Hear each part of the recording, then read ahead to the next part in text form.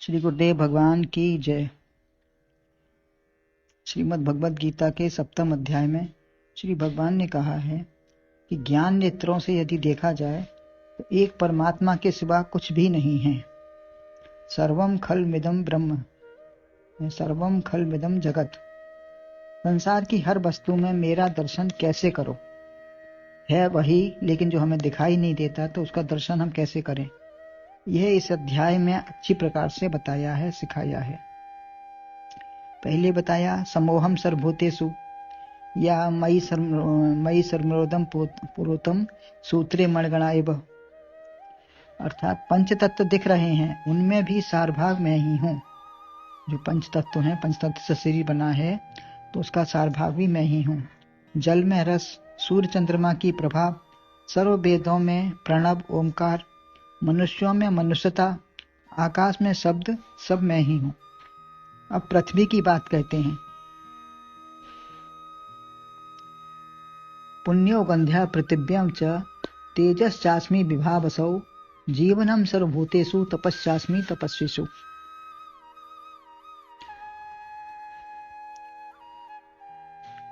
पृथिव्यां पुण्यः गंधा च विभावसौ तेजः अस्मि च सर्वभूतेषु जीवनम च तपस्विषु तपः अस्मि। अर्थात पृथ्वी में मैं पवित्र गंध हूँ, सूर्य चंद्रमा और अग्नि में मैं तेज हूँ, सर्वभूतों में जीवनी शक्ति में हूँ, तपस्वियों में मैं तप हूँ।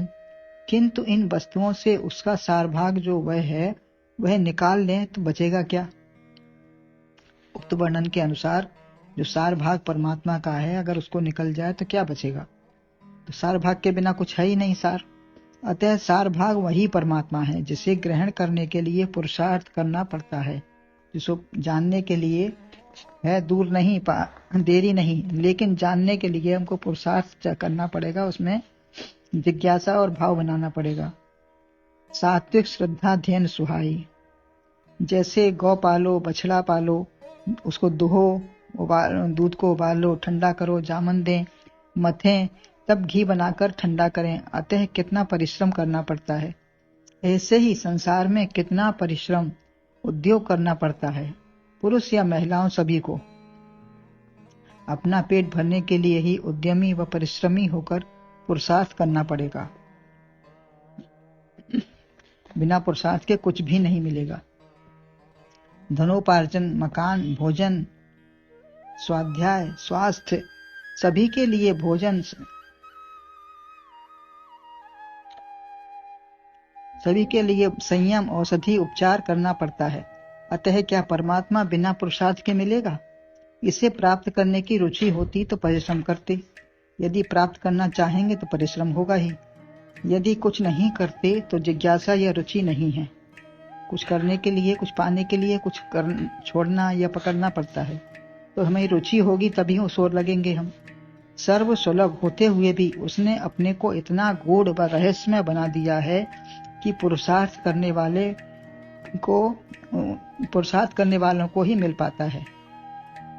सर्व सुलभ है, सबसे निकट है, सर्व समीप है, लेकिन जब बिना पुरुषार्थ के नहीं मिलेगा, अन्यथा अदृश्य व बड़ा कठिन हो जाता।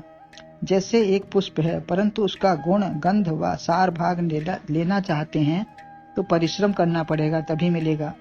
अतः भाव सहित खोजे जो प्राणी, पावे भक्ति सकल सुखानी।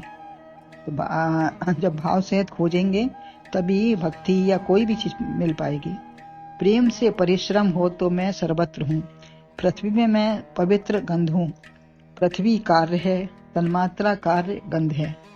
गंध से ही बनी है पृथ्वी। इसी से वह अपने से पैदा हर वस्तु में गंध देती है। पृथ्वी से जो वस्तु पैदा होती है उसमें गंध आती है, क्योंकि गंध उसका गुण है। गुण वही भगवान का स्वरूप है। पृथ्वी के अंदर विशेष कितने प्रकार की गंधें हैं। यह उसका स्वाभाविक गुण, बीज व सार भाग है।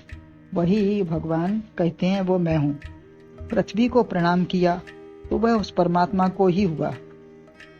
भूदेवी, श्रीदेवी, लक्ष्मी देवी और लीला देवी, यह सब पत्नी है भगवान की। हिरण्याक्ष ने उनकी पत्नी का हरण किया तो वह कायर पृथ्वी को चुरा के ले गया था। तो वह कायर बनकर बैठे नहीं रहे, उनको ले आए। परमात्मा ने पृथ्वी का प्रगाढ़ आलिंगन किया है, वह उसके कण कण में समाये हैं, तो उन्हीं का परम दर्शन है। पृथ्वी को प्रणाम करना माने परमात्मा का ही प्रणाम है और दर्शन है। उनका दर्शन चाहते हो तो उसके सार भाग को ग्रहण करें व समझें। परमात्मा को गंध प्रिय है, तुलसी बिना भोग या नैवेद्य नहीं स्वीकारते।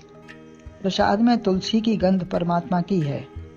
चंदन, धूप, तुलसी सब में जो गंध है वह उनका अपना स्वरूप है। अपना स्वरूप सबको प्रिय होता है, अतः पूजा में गंध का सम्मिश्रण अवश्य किया जाता है।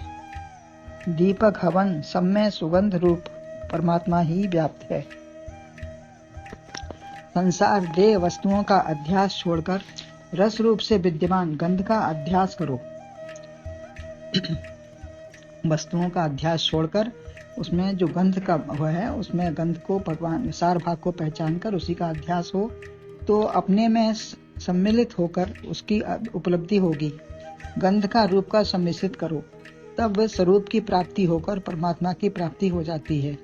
जैसे जो बीज पृथ्वी में डालते हो वही रूप पैदा हो जाता है।